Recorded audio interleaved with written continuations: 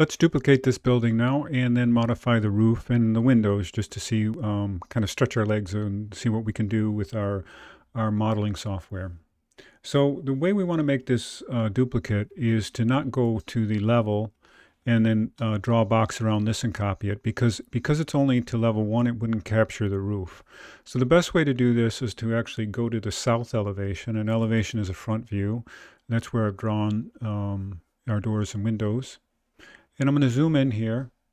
I'm going to grab the modify tool, and I'm going to grab a box around the whole thing. And once I do, I get the palette that allows me to make a copy. So let me just review this again. I'm going to unselect it. If I draw in this direction, you'll notice any line I cross gets highlighted, and we don't want to do that. So we don't want to go from right to left. We want to go from left to right. That way, if we cross any other lines, they won't get highlighted. I'm going to now grab the copy button, and I'll touch right up at the peak here, and then I'll just move this over so our copy is exactly 40 feet away.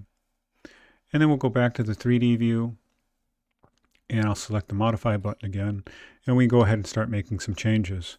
The first change I want to do is to make the roof a gable-ended roof. That means this is a hip on the roof, and I'm going to get rid of it and make it square, and you'll see that in a second. So I'm going to double click into this, and we get that pink lines. Those are editing lines, and those triangles mean that everywhere there's a triangle, that's making a pitch to the roof. So if I select this line and I hold down the shift key and select the front line, I can go up here and turn that slope, define slope off.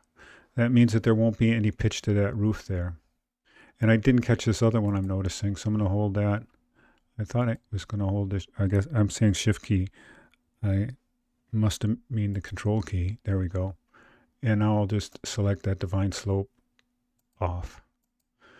All right. And I'll just complete that so you can see what it looks like. So now I have this same pitch, but now I have gable-ended roofs.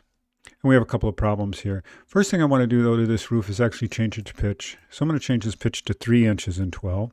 So you notice the slope here. That means for every 12 inches it goes to the left or right, it goes up 3 inches. So a very steep roof would be a 12 by 12, and a very shallow roof would be the one we're going to draw 3 inches and 12 inches.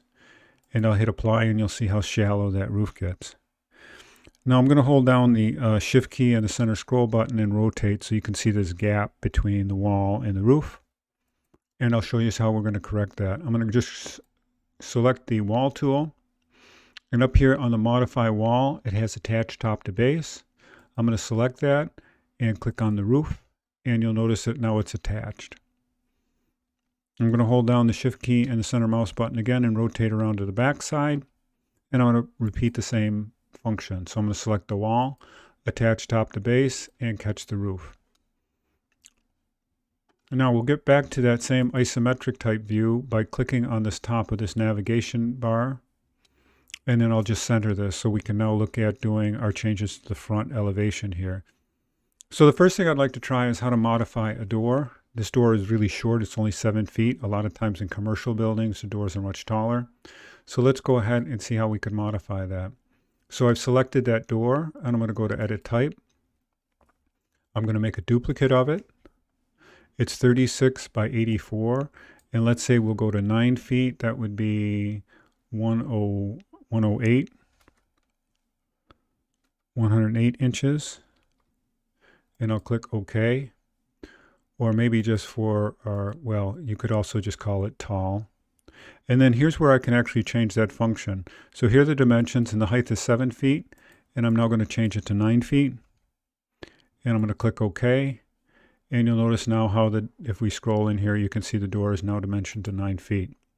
So now we've got to make some windows. Let's say we're going to make some windows to match that. So I'm going to grab the window. I'm going to go Edit Type. I'm going to make a duplicate. This time I'll call this window tall, 36 by tall. Click OK. It's right now 4 feet, and it's on top of it's the sill. The bottom of the window starts at 3, so that is 7 feet. So I'm going to add 2 feet here. So I'm going to go from 4 to 6. And I'm going to click OK. And now that window should line up with the top of the other one. And we'll go look at that in the south elevation. and it comes pretty close. It's just a different kind of way that it dimensions. It dimensions the outside edge of that. So we might want to make it 3 foot, 6 foot 3 inches or something like that. And it's really no problem. We could do it right away. Let's go to edit type and let's just add 3 inches on here. And that looks better. So now we'll go to the 3D view and we'll make all the windows the same way. So I'm going to select the windows by selecting the first window and then holding down the Option key as I select the other 4 windows. And now I'm going to drag down here until we come to the 36-inch tall window that we created.